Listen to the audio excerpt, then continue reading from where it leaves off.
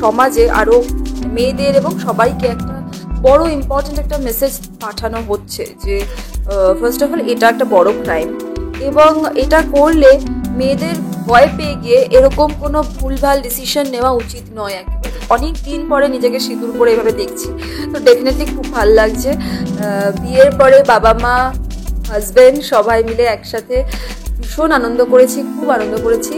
ঘুরতে গিয়েছি, বাবা মাকে নিয়ে ঘুরতে গিয়েছি। তো অভিষেক নয়, অভিষেক একদম মানে ওকে যদি রোজ বিরিয়ানি দেওয়া হয় ও খুব খুশি হবে। বিরিয়ানি, চাপ এগুলো ও খুব খেতে খুব ভালোবাসে।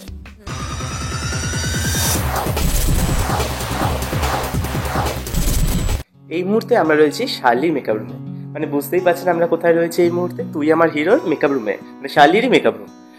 তো এখন তো মধুবনীর জীবনে একটা খারাপ সময় চলছে, তার উপর শার্লিকে এখন অসাধারণ সুন্দর লাগছে, কারণ সে এখন নববধূ। কিছুদিন আগে নববধূ হয়েছে, আবার এখন পর্দায় নববধূ। অনেকদিন পর কিন্তু টলিপাড়ায় আবার কারো বিয়ে হলো পর্দায়, সিরিয়ালে। এখন মনে হয় সিরিয়ালে বিয়েটা খুব কমন হয়ে গেছে। তো তুই আমার হিরোতে বিয়ে হলো, তুই আমার হিরোতে আমার বিয়ের জাস্ট 2 দিন আগেই বিয়ে হয়েছে কাকইয়ের, অ্যাকচুয়ালি কাকই আর সায়কের বিয়ে হয়েছে, তারপরে আমার আবার বিয়ে হলো, এই আর কি। লিড হিসেবে তো কারোর একজনের বিয়ে অনেকদিন পর দেখতে পেলাম না আমরা। হ্যাঁ, তো এত সুন্দর একটা সাজ, আগে অন্য একটা সাজে দেখছিলাম, কোন সাজটা তোমার বেশি ভালো লাগছে? মানে বিয়ের সাজটা বলছো? বিয়ের সাজটা, এই সাজটা, নববধূ সাজ, এটা আমি এনজয় করি। আমি যখনই সিরিয়ালের লুক হয় বা কোনো ফটোশ্যুট, কিছু কারণে আমাকে এরকম সিঁদুর পরে সাজতে হয়, আমি এই লুকটা ভীষণ এনজয় করি। সিঁদুর পরে এরকম বউ সেজে আমি খুব মজা পাই। তো এই সিরিয়াল করে, তবে এই সিরিয়ালের যে লুকটা স্পেসিফিক্যালি হয়েছে, অনেক দিন পরে নিজেকে সিঁদুর পরে এভাবে দেখছি, তো ডেফিনেটলি খুব ভালো লাগছে। আর লুকটা অসম্ভব সুন্দর হয়েছে, I am very happy with my look. কোন সাজটা তাড়াতাড়ি হয়ে যেত? কোন সাজটা?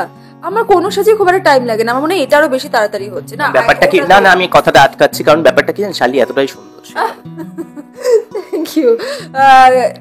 এটা বেশি তাড়াতাড়ি হয়ে যায়, এই লুকটা তাড়াতাড়ি হয়ে যায়। অভিষেকদা কি বললো এই লুকটা দেখে? সুন্দর, এত সুন্দর একটা মিষ্টি বউকে দেখে ও ব্রাইডাল লুক থেকে খুব এক্সাইটেড ছিল, ব্রাইডাল লুকটা দেখে খুব খুশি হয়েছে। তারপরে যখন আস্তে আস্তে এই লুকটা হচ্ছে নর্মাল দিনে সিঁদুর পরে লুক, তো একটু ইমোশনাল এবং এক্সাইটেড, ও খুবই মানে প্রশংসা করছে ভিডিও কলে যখন দেখছে। এখন তো আমরা পর্দায় দেখতে পাচ্ছি যে যে তোমাকে ব্ল্যাকমেল করে বিয়ে করেছে, মানে তোমাকে না, মধুবনীকে। তো এই ব্যাপারটা নিয়ে দর্শক কি বল? মধুবনীকে ব্ল্যাকমেল করে বিয়ে করেছে, এটা তো ডেফিনেটলি খুবই একটা বড় ক্রাইম। এবং আমি জানি না এখনো এরকম হয় কিনা, তবে এটা একটা এই সিরিয়ালের এই এই অংশটার মধ্যে দিয়ে আমার মনে হয় সমাজে আরো মানে মেয়েদের এবং সবাইকে একটা বড় ইম্পর্টেন্ট একটা মেসেজ পাঠানো হচ্ছে যে ফার্স্ট অফ অল এটা একটা বড় ক্রাইম, এবং এটা করলে মেয়েদের ভয় পেয়ে গিয়ে এরকম কোনো ভুলভাল ডিসিশন নেওয়া উচিত নয় একেবারেই। মানে সেটাকে ডেফিনেটলি কিছু না কিছু ব্যবস্থা নেওয়া যায়, এবং সেই ব্যবস্থা রয়েছে। সো কখনোই কিন্তু কেউ প্যানিক করে কিছু ভুল ডিসিশন নিয়ে ফেলো না, এই মেসেজটাই আমার মনে হয় পাঠানো হচ্ছে দর্শককে। ভগবান করুক কারোর সাথে এরকম না হয়, কখনো না এরকম হয়। ধরো মধুমণির জায়গায় তুমি নিজেকে বসাচ্ছ, তুমি সেই সময় কি করতে, মানে যেকে কি করতে? তুমি মনে তো হয় যে আমি যদি মধুবনীর জায়গায় থাকতাম এরকম আমি করতাম। আমি ফার্স্টেই পুলিশে ইনফর্ম করতাম, আমি ফার্স্টেই মানে সাইবার ক্রাইম ডিপার্টমেন্টে আগেই ইনফর্ম করা উচিত। ডেফিনেটলি কিছু না কিছু ব্যবস্থা করা সম্ভব, মানে কোনোদিনই নিজে থেকে কোনো রকমের পাখামি করা উচিতই নয়। ব্যাংকে গিয়ে ডাকাতি করা টাইপের একদম একদম। হ্যাঁ, হুট করে বিয়ের ডিসিশন, বিয়ে করতে বলেছে রাজি হয়ে বিয়ে করে দেওয়া একদমই নয়, এসবের কোনো প্রয়োজন নেই। এখনো অনেক আমাদের গ্রাম বাংলায় বিভিন্ন মানুষ রয়েছে যারা ভয় পায়, এরকম বিভিন্ন শিকার হচ্ছে, ছোট ছোট মেয়েরা বিভিন্ন রকম শিকার হয়। তো তাদের কি বল? একটা টাইমে হয়েছে প্রচুর, একটা টাইমে প্রচুর হয়েছে। এখন আমার মনে হয় যে বরঞ্চ লোক অনেক বেশি স্মার্ট হয়ে গেছে, জানে যে কি করতে হবে। বাট তাও যারা অনেকটাই গ্রামে থাকে, যাদের কাছে এই জিনিসগুলো এতটা অ্যাক্সেসেবল নয়, তাদেরকে যদি ব্ল্যাকমেল করা হয় বা কিছু করা হয়, একটাই কথা যে মানে প্লিজ ফার্স্টেই আগে পুলিশকে ইনফর্ম করুন আপনারা। তো সেটাই উপায়, আর কোনো নিজে থেকে কোনো কিছু করার প্রয়োজনই নেই। সামনে মধুবনীর জীবনে আর কি কি দেখতে চলেছে দর্শক? মধুবনীর জীবনে কি কি দেখতে চলেছে, মধুবনীর জীবনে যেটা সবচেয়ে ইম্পর্টেন্ট সেটা হচ্ছে দর্শক খুব রেগে গেছে আমার সাথে জেজের বিয়ে হয়েছে বলে। পাপাই কষ্ট পাচ্ছে এবং মানে এটা একদমই মানতে পারছে না যে মধুবনী এবং পাপাইয়ের মিল হলো না, বিয়ে হলো না। সো এটা নিয়ে আশা করছি দর্শকের মনের মতো কিছুই হবে। তো আপনারা একটু অপেক্ষা করে যান, আপনাদেরকে নিরাশা করা হবে না আর কি। আমি নিজস্ব একটা অভিজ্ঞতা বলি তোমায়। কালকে আমি কাজ থেকে ফিরেছি, না কাজ থেকে না, বাইরে গিয়েছিলাম, কাল কাজ ছিল না। হঠাৎ করে দেখছি, কাল তার আগের দিন বোধহয় এপিসোডটা হয়েছে, হঠাৎ করে দেখছি তুমি যে পাশে এবং বিয়ে হচ্ছে। আমি বলছি কি হচ্ছে, মানে কেন? আমি না এরকম ভাবলাম, মানে এটা তো মানে হওয়ার কথা ছিল না, আমি এতবার যাই বা কি করে। আমি বলছি কেন? মা বলছে হ্যাঁ হচ্ছে, ওর সাথে ওর কপালটাই খারাপ হয়েছিল এটার। হ্যাঁ, পাপাইয়ের কপালটা খারাপ, মধুবনীর কপালটাও খারাপ, ভীষণ খারাপ। আমাদের সেটে এরকম হয়েছে, সেটের একজন দাদা দুদিন মনে হয় ছুটি নিয়েছে, দুদিন পরে ছুটি নিয়ে এসছে সেটের একজন দাদা, এসে দেখছে আমি সিঁদুর টিঁদুর পরে মানে পুরো ব্রাইডাল লুকে আর কি জেজের সাথে বসে আছি। বলছে দুদিনের মধ্যে কি হয়ে গেল, মধুবনী জেজের বিয়ে হয়ে গেল কি করে? মানে ভীষণ অবাক হয়ে গেছে তারা এবং আমরাও ভীষণ অবাক হয়েছি, ভীষণ আনএক্সপেক্টেড। পাপাইয়ের জন্মদিনে গিফট ছিল ওর। হ্যাঁ মানে কি খারাপ, মানে সত্যি পাপাইয়ের জন্মদিনের দিন আমাদের ডেটে বেরোনোর কথা ছিল, সেখানে ও দেখছে যে ওর ভালোবাসার মানুষটা বিয়ে করে নিচ্ছে। তো চরম আনএক্সপেক্টেড সত্যি, এবং টুইস্ট ডেফিনেটলি। দুর্গাপুজোর আগেও তোমার সাথে আমার কথা হয়েছিল, দুর্গাপুজোর প্ল্যান জানা হয়েছে। দুর্গাপুজোটা কেমন কাটলো? কালী পুজো হয়ে গেল। খুব ভালো, খুব ভালো কেটেছে বাবা মায়ের সাথে। বিয়ের পরে বাবা মা হাজবেন্ড সবাই মিলে একসাথে ভীষণ আনন্দ করেছি, খুব আনন্দ করেছি। ঘুরতে গিয়েছি, বাবা মাকে নিয়ে ঘুরতে গিয়েছি, শুধু বরের সাথে ঘুরতে গেছি, অনেক রকমভাবে ঘুরতে গেছি, খুব এনজয় করেছি। ওই প্রায় 10 দিন, মানে পুরো 10 দিন সময় আর কি। 10 দিনের মধ্যে একদিন আবার শ্বশুর শাশুড়ির সাথে কাটিয়েছি। সো ডেফিনেটলি খুব মজা করেছি। তারপরে কালী পুজোয় আমি আর বড়ি দুজনে খুব আনন্দ করেছি, নিজের মতো করে। ছুটি পেয়েছি, ছুটিটা একদিন ছিল, মানে একদিন ছিল বলতে দুজনের কমন ছুটি একদিন ছিল, তো সেদিন ঘুরেছি, সেদিন মজা করেছি। আর বাকি যে কটা দিন মানে ঠাকুর ছিল, মা ছিলেন, সেই কদিন আমরা প্যাক আপ হচ্ছে, প্যাক আপের পরে বেরিয়ে যাচ্ছি ঠাকুর দেখতে। এভরিডে করেছি এটা। আমায় বলেছিল অষ্টমী নিয়ে এবার তুমি খুব এক্সাইটেড, দুইজনে একসাথে অঞ্জলি দেবে, সেটা কি হলো? ফাইনালি হলো।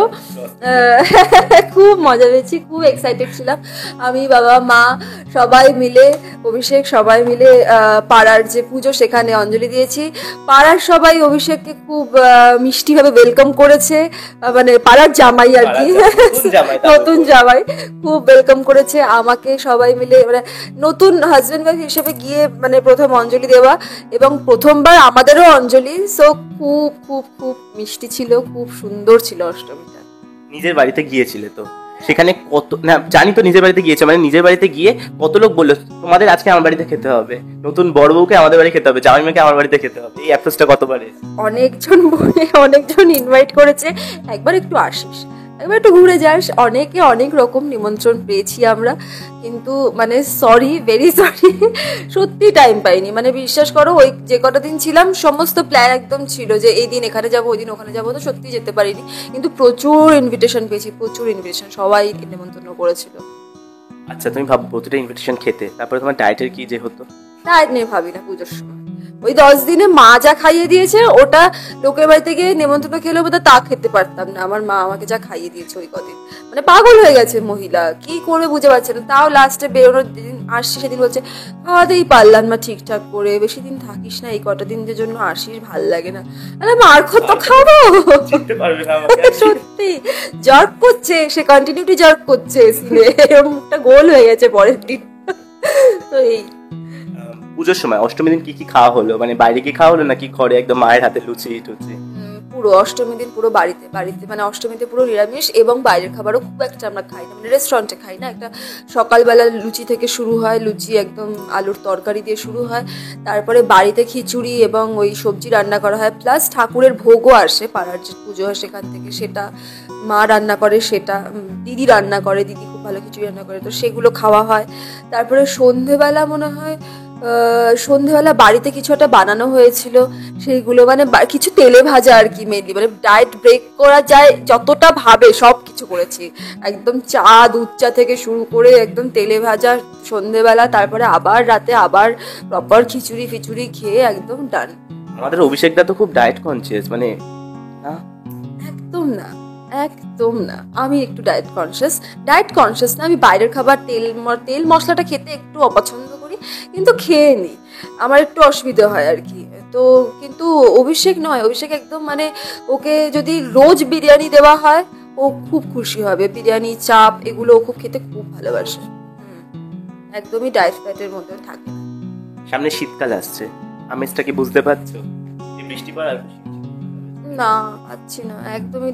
একটু মাঝে পুজোর পরে 2-3 দিন একটু মনে হচ্ছিল, হ্যাঁ তো মনে হলো যে এই বোধহয় শীতটা পড়বে, তারপর দেখলাম হলো না। হ্যাঁ আবার সেই রোদ, আজকে তো প্রচুর গরম লাগছে, আর এই অল্প অল্প বৃষ্টিতে আরো গরমটা বেড়ে যাচ্ছে। সো মনটা একটু খারাপ যে কবে শীত আসবে।